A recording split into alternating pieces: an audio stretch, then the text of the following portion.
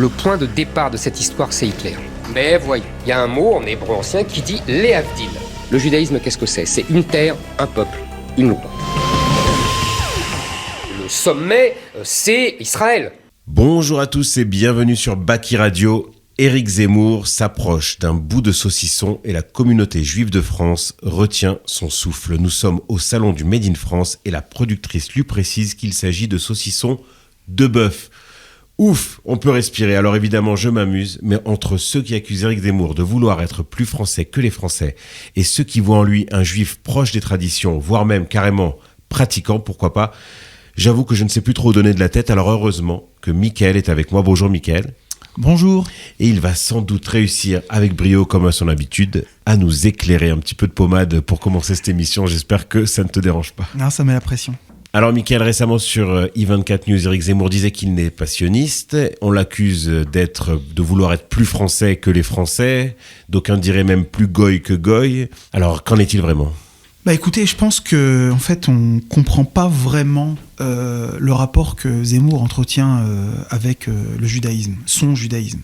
C'est vrai que c'est quelque chose d'assez complexe, c'est une personnalité assez unique, mais il a un rapport au judaïsme qui est essentiellement historique. Donc de nos jours, ça veut dire sioniste en réalité, parce qu'il a conscience du destin national d'Israël, du peuple juif. Mais en même temps, il met en avant sa qualité d'israélite, il parle de sa confession juive, alors qu'il a parfaitement intégré la dimension, je dirais même eschatologique du peuple juif. Mais c'est ça, c'est-à-dire que devant un journaliste non juif, il parle d'un terre, d'une peuple et d'une loi, et devant un journaliste israélien juif, il annonce ne pas être sioniste. Oui, il répète « je suis pas sioniste », il répète... C'est un mécanisme de défense ? Non, c'est pas un mécanisme de défense. En fait, son modèle est complexe et ne rentre pas dans les cases, tout simplement. Je vais vous citer un passage de son livre « Destin français ». Regardez, c'est édifiant. Il parle des Juifs modernes, en l'occurrence des Rothschild, et il dit « Mais ces esprits, pour la plupart déjudaïsés, oublient seulement que l'élection et l'espoir messianique sont liés au plan divin de rédemption de l'humanité. » Là, je sais pas, c'est quoi ? C'est Rav Kook, c'est Manitou, d'accord ? Quel rapport entre je suis un Israélite qui mange kasher, qui fait mon petit Shabbat à la maison, et le plan de rédemption divin pour sauver l'humanité ? Il y a quelque chose qui va pas ici. Donc, en réalité, il a intégré cette dimension messianique, eschatologique du peuple juif, et l'originalité d'Éric Zemmour, c'est qu'en fait, il se sert de cette dimension-là, et il va la retourner pour l'appliquer entièrement au peuple français, à la France. C'est là l'originalité de Zemmour. Très bien, c'est ce qu'on disait il y a 2 semaines. Voilà, c'est-à-dire qu'il fait un parallèle entre la France et Israël. Là, maintenant, c'est en permanence. Hein. Il y a eu un passage dans son livre Destin français qui s'appelait Saint-Louis, le roi juif, où tout était très clair. Hein. Vraiment, il avait fait le parallèle entre les rois de France et les rois d'Israël. D'ailleurs, je vais vous citer encore un petit passage là, justement de Destin français. Vous allez voir, juste un petit passage. Hein. Donc sur Saint-Louis, comme la fidélité des rois d'Israël à leur Dieu a fait la gloire du peuple élu, la christianisation sans tache des rois de France assure le destin glorieux de leur nation. À la fin des temps, hein, le roi de France rentrera en terre promise et sonnera le temps de la paix universelle, encore une fois. La France fait sien le destin messianique d'Israël, elle se l'approprie. Donc c'est presque une vision pour lui. Oui, c'est la vision des prophètes. C'est la vision des prophètes. Et il a décidé de s'en servir pour, d'une certaine manière, sauver la France d'aujourd'hui. Et donc quand il dit alors qu'il n'est pas sioniste, ça peut être vrai, puisque pour lui, son sionisme, c'est une façon, c'est plutôt une application à la France, comme vous dites. Oui, alors, il n'est pas sioniste. En réalité, il prend le sionisme au sérieux. C'est-à-dire que, en tant que juif, il n'est pas sioniste, puisque pour lui-même, il ne va pas vivre en Israël, et il ne voit pas son avenir en Israël, donc en ce sens, il n'est pas sioniste. Mais en réalité, il applique ce que j'appelle le sionisme pour tous, c'est-à-dire la rédemption nationale, et il l'applique à la France. Donc, ce qu'il essaye de faire, c'est d'être sioniste comme un non-juif pourrait l'être, tout en étant juif. Et pourquoi il peut le faire ? Parce qu'en réalité, il a une très grande connaissance des textes et de la tradition. Il a une vision globale, il connaît la Torah, il connaît l'histoire, il lit tout ça à l'actualité. Et donc, voilà, il a un plan.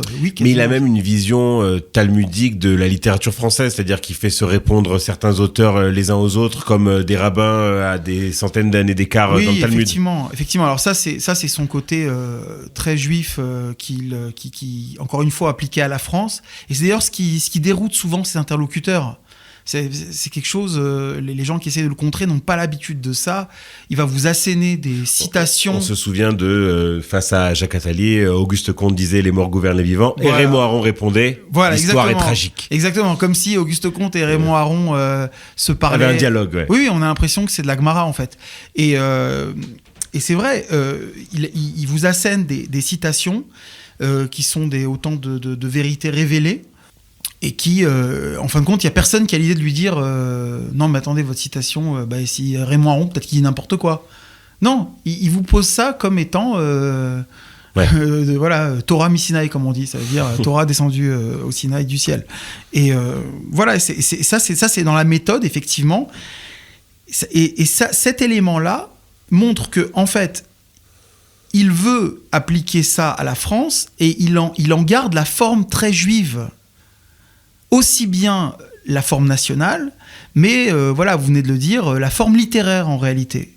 Mais ça lui vaut alors quand même des critiques, parce que même si ça reste un petit peu caché, cet élément-là, cet aspect-là de sa façon de procéder, il y a quand même toute une partie de l'électorat de droite qui est dérangée par son appel du pied à Israël, dans certaines de ses phrases, dans certaines de ses saillies. Est-ce que tu penses pas que ça peut lui causer des torts ? Non, je pense que l'électorat dont tu parles, c'est un électorat extrême droite, on va dire. Foncièrement antisémite, et dont je dirais qu'il n'est pas d'extrême droite, je dirais plutôt qu'il est d'extrême gauche. Tellement à gauche qu'il est à la droite. Je sais pas comment t'expliquer ça, mais il a fait tout le tour. Oui, voilà, c'est ça. Non, mais c'est pas ce qu'on appelle l'extrême droite, parce qu'aujourd'hui, l'action française, en toute bonne foi, elle est derrière Zemmour. Ouais. Elle a trouvé en lui une sorte de nouveau sauveur, un nouveau juif d'ailleurs.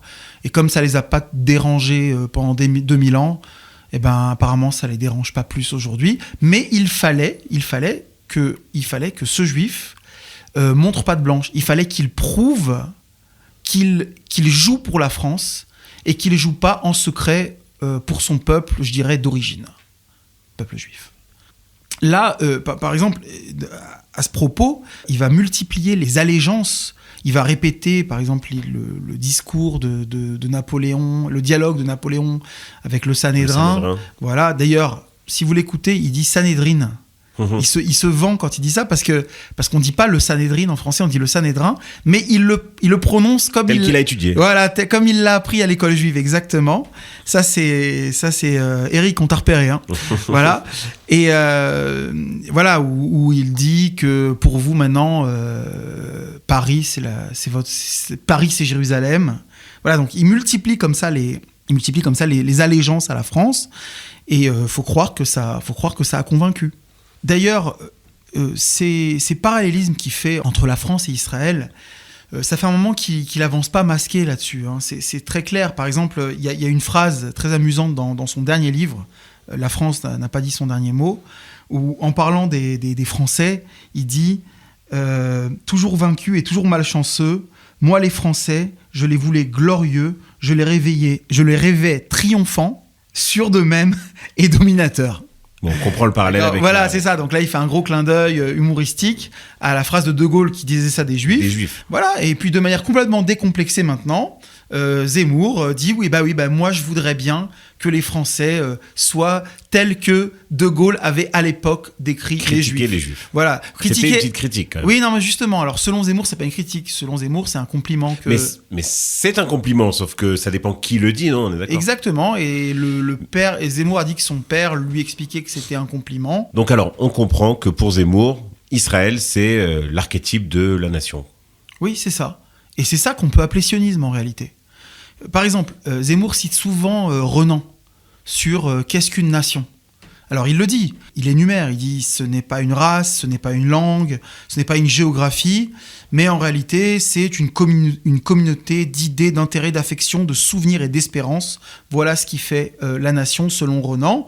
Et on voit bien qu'en citant ça, Zemmour, quand il dit souvenirs et espérance, il pense au peuple juif. Le peuple juif qui pense à... Renan disait aussi, la nation c'est le plébiscite de tous les jours. Écoutez, moi, j'y vois la pratique des mitzvot, en fait. Le plébiscite de tous les jours. Et je pense que Zemmour, il le voit aussi comme ça. Parce qu'il n'est pas ignorant de ces choses-là. Il y a aussi un autre élément qui est très présent chez Zemmour, quand on le lit surtout. Il parle de la France comme une nation qui ne va pas de soi, qui aurait pu ne pas naître.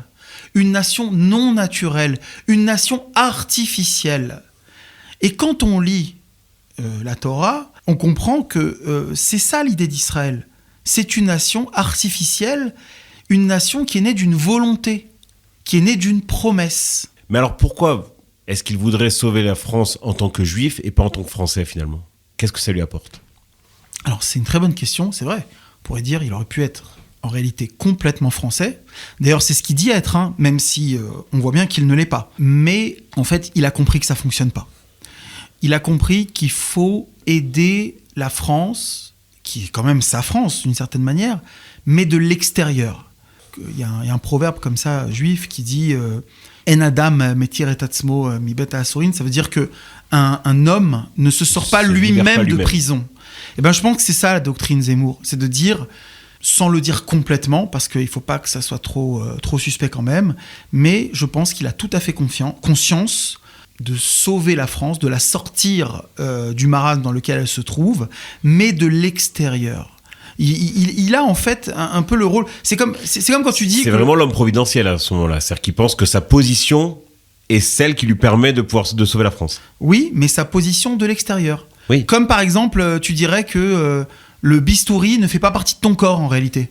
Et c'est là qu'en fait, cette idée de sauver de l'extérieur, ça m'a fait penser à quelqu'un de connu quand même, qui est la personnalité de Moïse, bien sûr. Moïse. Voilà, Moïse, effectivement. Et d'ailleurs, c'est amusant. Là, il va falloir un peu expliquer. Oui, alors c'est amusant parce que Zemmour s'appelle Moïse, faut le savoir. Voilà. Alors, je ne sais pas si c'est un hasard, je ne sais pas si ça l'a conditionné, mais je pense que Moïse est son modèle. Alors, il faut savoir... Conscient. Alors, moi, je pense que c'est complètement conscient. Alors, ce que je vais dire, ça va paraître peut-être un petit peu poussé. Eh bien, je pense que chez Zemmour, c'est complètement conscient et que peut-être même qu'il y a des choses qui vont encore plus loin que ce que je vais dire maintenant. D'abord, c'est pas une idée qui est répandue, mais en réalité, quand on regarde l'histoire, Moïse, c'est quelqu'un qui vient de l'extérieur du peuple juif. Moïse, oui, il a grandi en tant qu'Égyptien. Voilà, il est avant tout égyptien. Il est avant tout égyptien. On a cette scène un petit peu fondatrice où Moïse va devoir choisir entre l'Égyptien et l'Hébreu. Là, quand il y a l'Égyptien qui frappe l'Hébreu, et qui va décider de tuer l'Égyptien. Mais quand on raconte cette scène-là, on dit bien que Moïse, il a regardé des deux côtés. Donc en fait, il a évalué. Il a une appartenance aux deux. Voilà, il a une appartenance aux deux. On peut même dire qu'il a une appartenance exclusivement égyptienne à ce moment-là. Mais il a évalué, est-ce qu'il va choisir l'Égypte ou est-ce qu'il va choisir Israël ? Et il choisit Israël. Il choisit Israël. Et d'ailleurs, on dit que, qu'est-ce qu'il fait avec l'Égyptien ? Il l'enterre dans le sable. Et là, il y a une explication qui est assez élégante. C'est celle où on dit que, en fait, l'Égyptien qu'il a enterré dans le sable, en fait, c'est lui-même.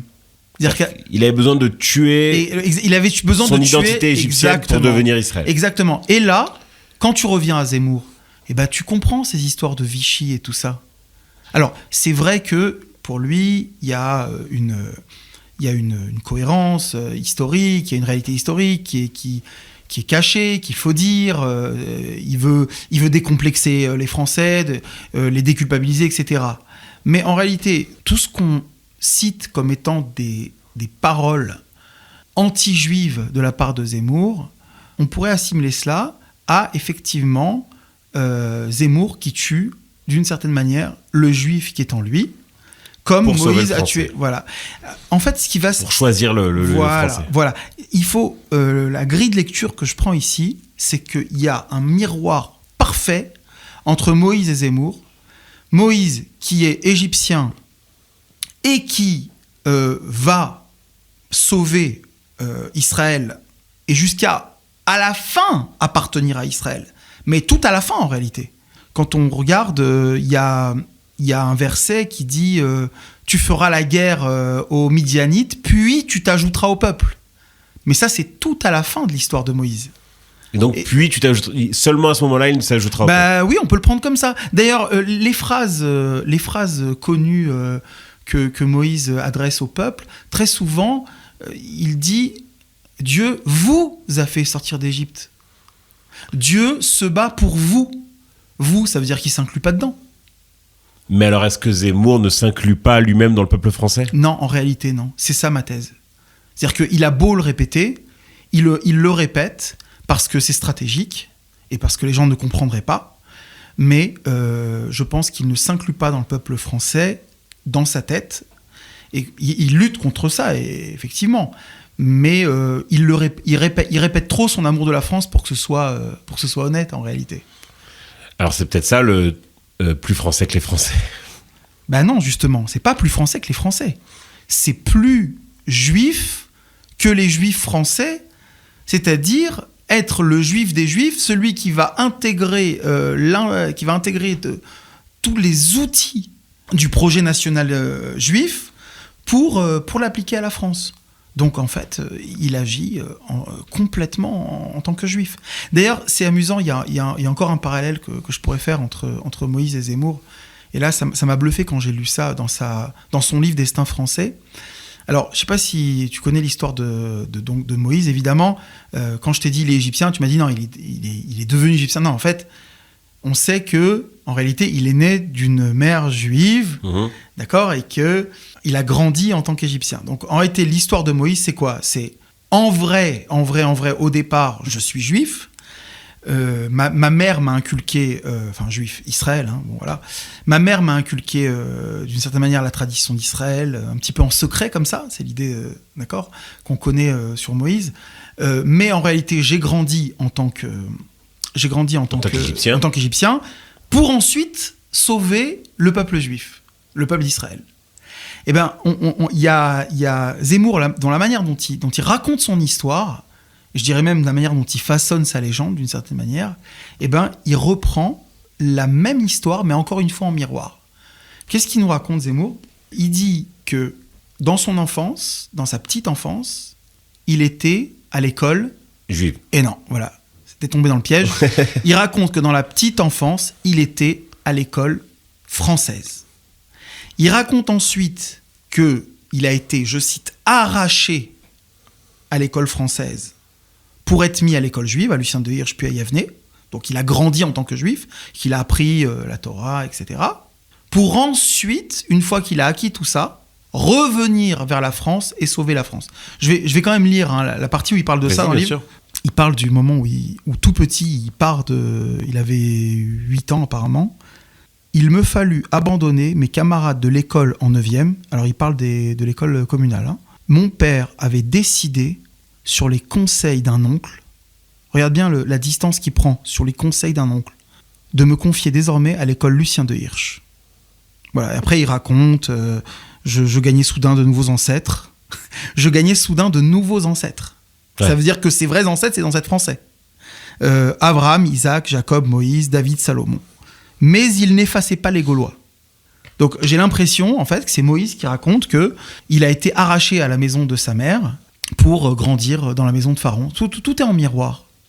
Et alors, ce qui est le plus amusant, c'est que la mère de Zemmour, quand il raconte, elle a vraiment le rôle, justement, de Yocheved, la mère de Moïse, c'est-à-dire celle qui, de manière un peu cachée, va insidieusement lui rappeler d'où il vient.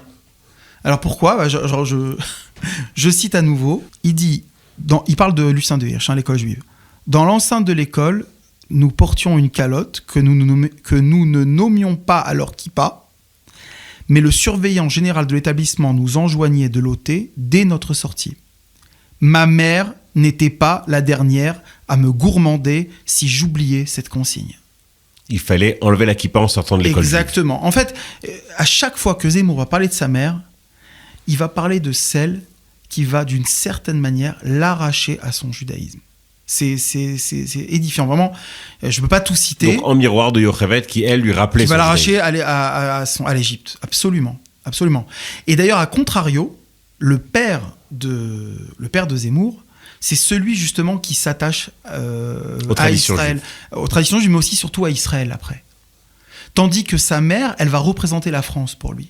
Elle va représenter l'Empire. Mais on est là en plein dans le parallèle des Français franco-israéliens qui disent c'est comme choisir entre son père et sa mère, Israël et la France. Exactement, exactement. Et d'ailleurs, on se demande si la position de Zemmour, elle n'a pas été en fait d'essayer de réconcilier son père et sa mère. En fait, la mère de Zemmour, c'est celle qui va lui rappeler, à chaque fois qu'il parle de Napoléon, il va dire « Je me rappelle du livre sur Napoléon que ma mère m'avait offert. Ma mère m'avait offert tel livre. » Donc sa mère le ramène à la culture française tout le temps. Les illusions perdues de Balzac, il me semble aussi que c'est sa mère. Ma mère m'a acheté ça, c'est fondateur. Et en revanche, quand il va parler de son père, par exemple, dans Destin français, je cite encore une fois, alors là, écoute, « Mon père n'avait jamais été un sioniste militant, mais il se précipita dès la fin juin 67, donc, dans Jérusalem libérée. » Libérée entre guillemets, je précise, dans le livre.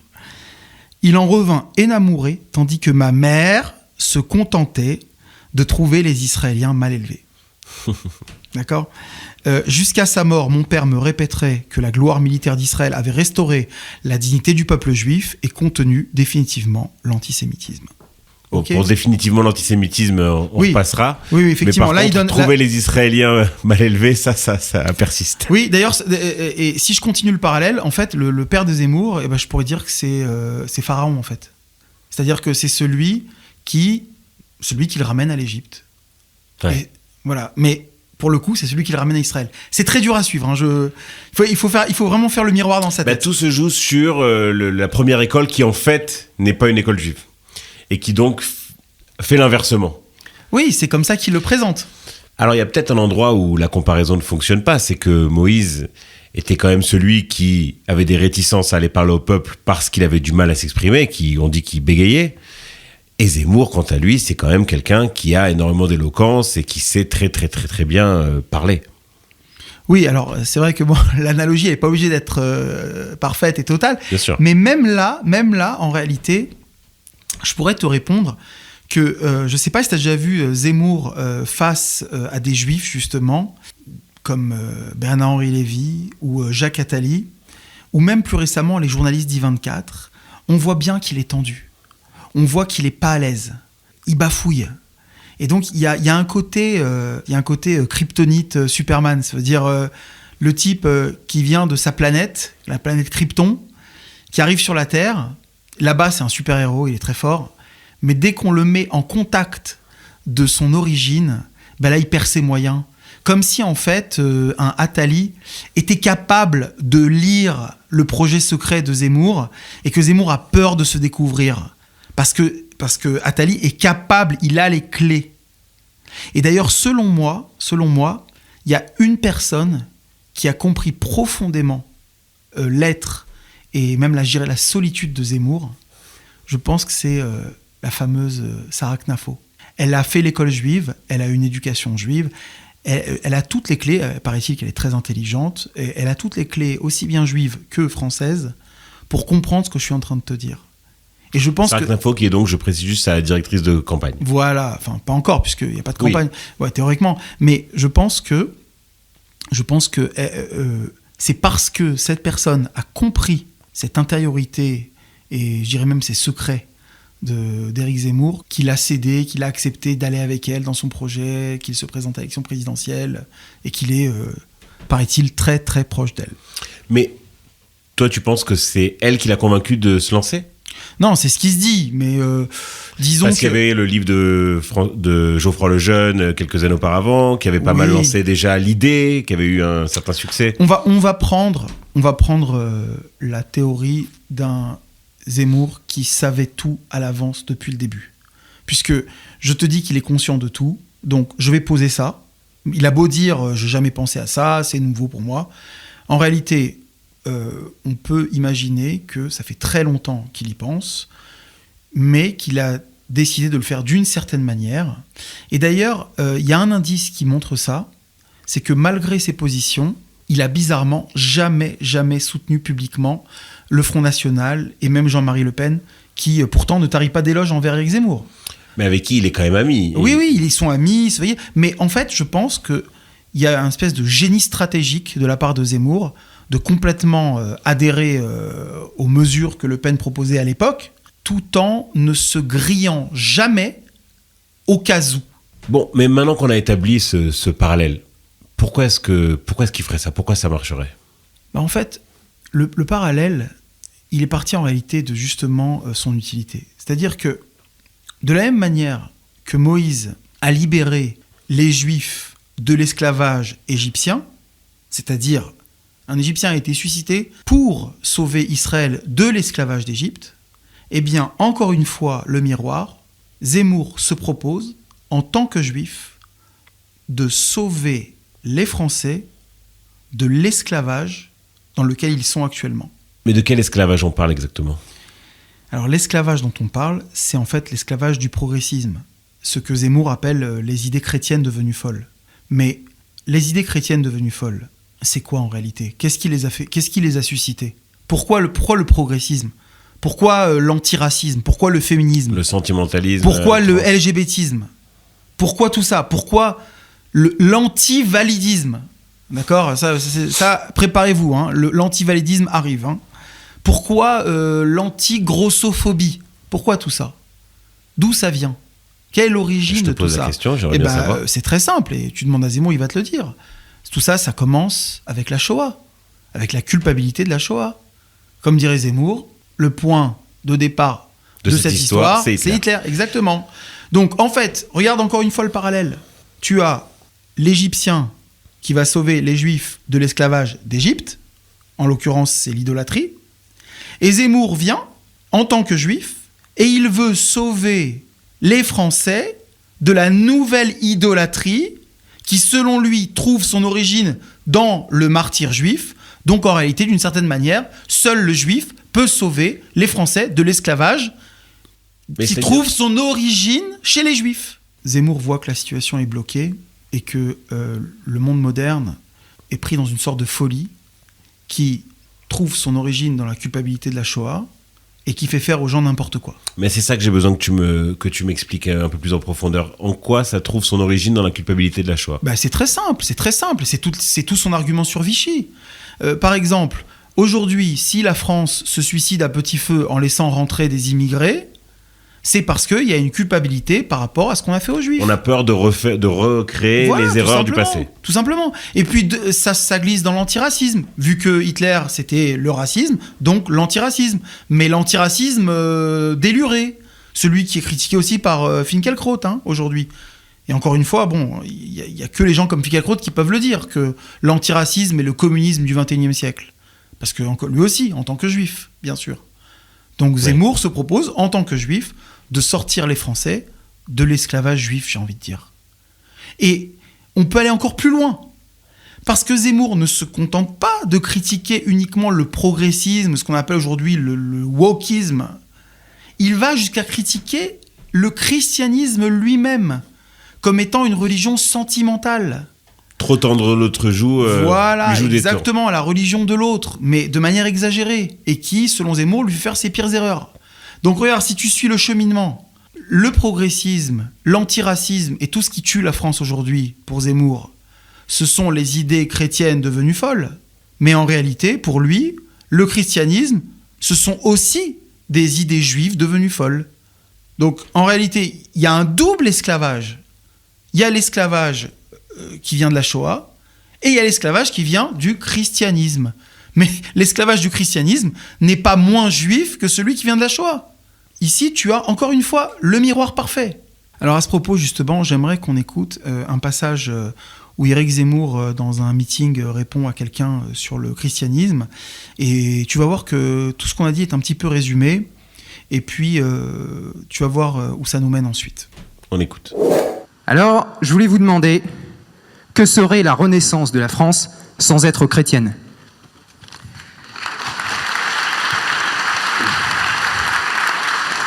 Vous savez, je suis un des rares dans l'espace public à défendre justement plus que les racines chrétiennes de la France. Je pense effectivement qu'il n'y a pas de France sans le christianisme.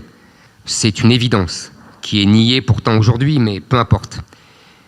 Pour le meilleur et pour le pire d'ailleurs, parce qu'il y a aussi les fameuses vertus chrétiennes devenues folles, vous savez, et qui nous poussent toujours vers plus de sentimentalisme, et ce sentimentalisme qui nous affaiblit et jusqu'à l'épuisement. Mais je comprends bien votre question. Si vous voulez, ce n'est pas de mon ressort. Moi, j'essaye d'analyser une situation, j'essaye de comprendre les enjeux le mieux possible, de préconiser des solutions. J'ai des tas de solutions à vous proposer. Je sais comment essayer de se battre pour éviter et le déclin économique, le déclin stratégique, on en a parlé tout à l'heure, et la mort carrément de notre civilisation par la submersion migratoire et le fameux grand remplacement qui, comme chacun sait, n'existe pas. Mais ça, oui, je sais en parler, je sais me battre, et je pense pouvoir inoculer au peuple français ma volonté, et cette volonté de se battre et de perpétuer son être. Moi, je pense qu'il faut d'abord défendre cette civilisation, la sauver de sa faiblesse, la sauver de ses contradictions, la sauver de sa fascination pour la soumission. Et ensuite, je vous assure que on pourra passer à l'étape suivante. Voilà, alors ici, Éric Zemmour a un petit peu résumé ce qu'on a dit. Et on peut d'ailleurs noter quelques mots par-ci par-là. Par exemple, la fascination de la France à la soumission. Soumission, je rappelle que c'est la traduction du mot islam. Voilà. Donc, là, pour lui, le christianisme devenu fou, en réalité, mène à l'islam. En tout cas, à la soumission face à la soumission. Encore une fois. Un mot qu'on peut noter ici, qui encore une fois montre l'aspect extérieur de Zemmour, il dit « je veux inoculer au peuple français ». D'abord, il dit au peuple français en se situant lui-même à l'extérieur. Exactement. C'est marrant parce que dans son livre, là tu m'obliges à reprendre Destin français, il cite Barrès exactement sur ça. Alors je cite, « Dans son journal, Maurice Barrès notait sarcastique, deux gars ayant reçu la visite de Robert disaient « comme il aime l'art ». On peut dire des Juifs comme ils aiment la France. Quelle manière plus décisive de marquer qu'ils sont en dehors. Donc en fait, Zemmour avoue que celui qui dit j'aime la France, en fait, est en dehors. Parce qu'il ne faut pas oublier que Zemmour se réclame aussi de Barrès. Donc il nous fait des clins d'œil ici. Il nous dit quand même sa vérité cachée. Dans cet extrait qu'on vient d'entendre, il y a quelque chose qui m'a frappé, c'est que on lui demande alors qu'est-ce qu'on fait avec le christianisme et la France ? Et il dit, c'est pas de mon ressort. C'est-à-dire que là, il a atteint sa limite. Il pense qu'il y a quelque chose au-delà de lui-même pour la France, et il pense qu'en tant que juif, là, il a atteint sa limite. Il explique quand même qu'il n'y a pas de France sans christianisme. Oui, bien sûr. Mais pour France, sa propre conquête de l'Église, tout ça. Oui, mais en fait, il ne se voit pas comme un nouveau Christ en réalité. Il pense qu'il a une mission, qu'elle va s'arrêter, et qu'au-delà, il y aura autre chose. Il le dit, il faut d'abord sauver de l'esclavage, il faut d'abord leur donner la loi contre l'amour, d'une certaine manière, et ensuite, sans moi, ils passeront à l'étape suivante. Un peu comme Moïse qui n'est pas rentré en terre exactement, d'Israël. Tu me l'enlèves de la bouche. En terre de Canaan. Voilà, bravo. Tu vois, j'ai pas besoin de le dire, tu as tout compris. En fait, quand on tire ce fil du parallèle entre Moïse et Zemmour, on comprend que, incontestablement, Zemmour prend Moïse comme modèle. Je rappelle, il s'appelle Moïse. Et en fait, tout se combine, tout s'assemble logiquement maintenant. D'accord ? Il y a encore quelque chose auquel je pense qui est typique de Zemmour. Quels sont les chevaux de bataille de Zemmour, en fait ? Par la France et tout ça. Quelles sont les valeurs ? Qu'est-ce qu'il défend ? Qu'est-ce qu'il va défendre ? Il va défendre la langue française, évidemment. Bien sûr. D'accord. C'est le premier à ne pas vouloir utiliser certains termes, d'ailleurs. Les anglicismes. Voilà, ou même des mots comme transgenre, ou des choses comme ça. Parce qu'il cite souvent, je crois que c'est Lénine qui dit faites-leur avaler le mot, vous leur ferez avaler l'idée. Bien Voilà. sûr. Donc, la langue française, on est d'accord. Il a dit qu'il était contre le voile et les signes religieux dans l'espace public. Mais il étend ça aussi aux habits masculins islamiques. Hein. D'accord. Gandoura, Camis, il a cité tout ça. Et évidemment, le gros dossier Zemmour, c'est celui des prénoms, bien sûr. Donc, si je résume, la langue française, l'habit et les prénoms. Ça te rappelle rien ? C'est ce que nos maîtres disent, c'est sur cela que nos maîtres disent que le peuple d'Israël, normalement, était complètement dans l'idolâtrie et dans l'impureté en Égypte, et que normalement, il n'aurait pas dû être sauvé, mais il n'a été sauvé que parce qu'ils ont gardé leur langue, leurs vêtements spécifiques, et leur nom. Ben, tu vois, ça paraît dingue, hein ? Et ben, je pense que Zemmour est conscient de tout ça. Bon, alors j'ai l'impression que plus on creuse et plus on trouve des parallèles et qu'on pourrait peut-être même en trouver encore. Peut-être que tu en as même gardé sous le pied, mais on doit quand même conclure cette émission. Mais j'aimerais quand même revenir de manière assez anecdotique, mais voilà, ça me titille quand même sur cette histoire de saucisson. Alors, est-ce que si ça avait été du cochon, est-ce qu'il en aurait mangé ? Oui, 3 fois oui. Et je vais le prouver. Et encore une fois, avec des parallélismes. Alors d'abord, il y a une preuve toute simple. La référence ultime de Zemmour, c'est, on l'a dit, Napoléon et la relation du juif, l'israélite français, à l'empereur. Et en réalité, certaines promesses que les juifs ont fait collectivement à la France, lors du dialogue avec le grand Sanhédrin. Et l'une des promesses, l'une des concessions que les rabbins ont faites à Napoléon, c'est le fait de pouvoir ne pas manger cachère, pour que les soldats juifs de la Grande Armée puissent ne pas manger cachère. Ça, Zemmour d'ailleurs le rappelle.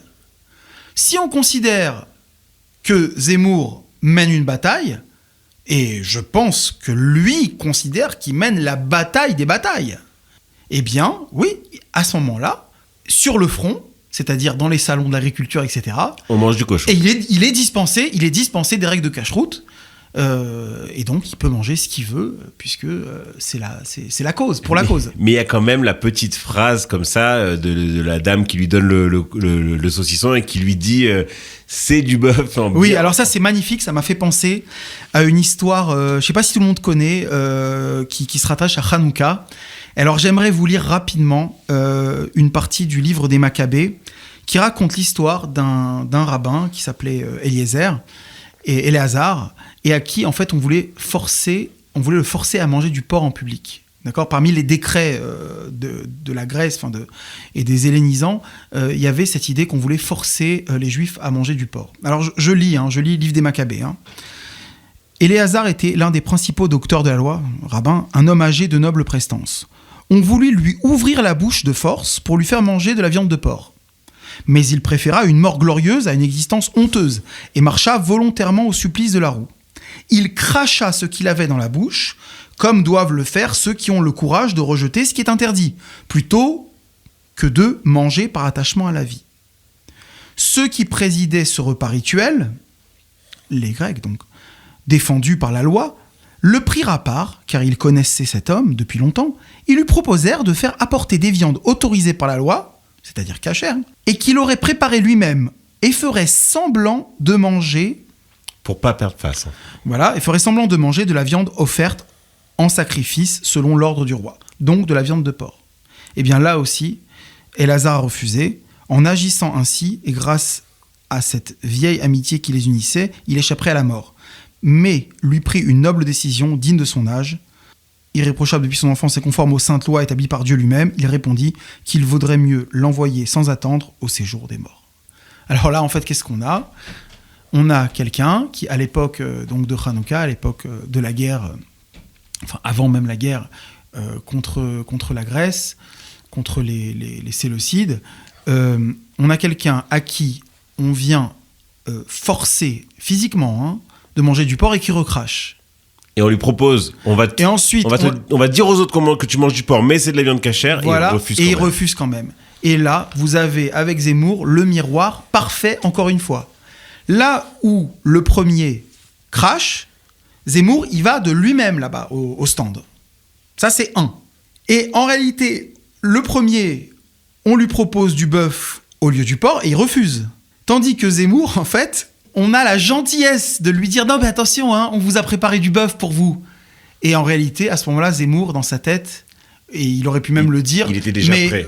Il leur dit « Mais attendez, si ça avait été du porc, ça ne m'aurait pas dérangé. » Donc en fait, encore une fois, on a vraiment un miroir parfait de cette histoire.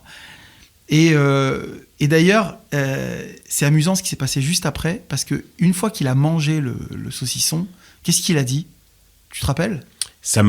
Il a dit que ça lui rappelait un plat pied noir. Alors ça m'a un peu dérouté, parce que j'essaie de comprendre de quel c'est plat pied noir n'importe quoi. En fait, il dit, ça me rappelle un truc que préparait ma mère. Bon, bah, j'ai pensé à la soubresalade. Oui, peut-être, pourquoi pas, mais bon, franchement, c'est... Mais c'est pas vraiment un plat voilà, un pied plat noir. de chez nous, c'est pas du saucisson. Et en fait, en réalité, je pense qu'encore une fois, au moment où il a enfreint... D'ailleurs, c'est peut-être la première fois de sa vie qu'il a mangé du saucisson pas cachère. C'est possible, hein.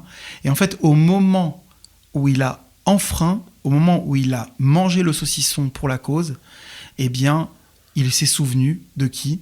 Il s'est souvenu de sa mère et il y a fait référence. Et donc, on retrouve ce que je disais, c'est-à-dire l'influence de la mère de Zemmour comme étant celle qui lui a inculqué la France. Je pense qu'on ne trouvera pas de plus belle conclusion à cet épisode. Je vous dis à la semaine prochaine. Merci Mickaël, c'était fascinant et à très bientôt. À bientôt.